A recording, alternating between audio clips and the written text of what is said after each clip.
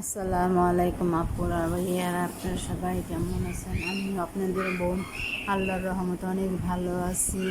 আজকে আসলাম নদীর পাড়ে ঘুরতে। এখানে বিকেলবেলা অনেক মানুষ আসে ঘুরতে। পাশে রেস্টুরেন্ট আছে, এটা হচ্ছে ভর্তা ভাতের রেস্টুরেন্ট। এখানে এসে সবাই দুপুরে লাঞ্চ করে, বিকেলে নাস্তা করে। তারপরে পাশে ফুচকা চটপটি আছে।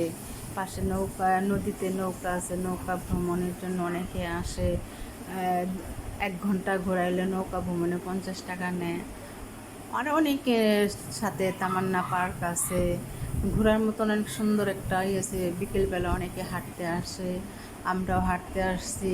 পাশাপাশি নদীর ঠান্ডা ঠান্ডা উপভোগ ভোগ করতে আসছি। অনেকে সেলফি উঠাইতেছে নৌকাতে বসে, অনেকে অনেকভাবে এনজয় করতেছে। আপনারাও আসবেন, এখানে আসলে আপনাদের ভালো লাগবে।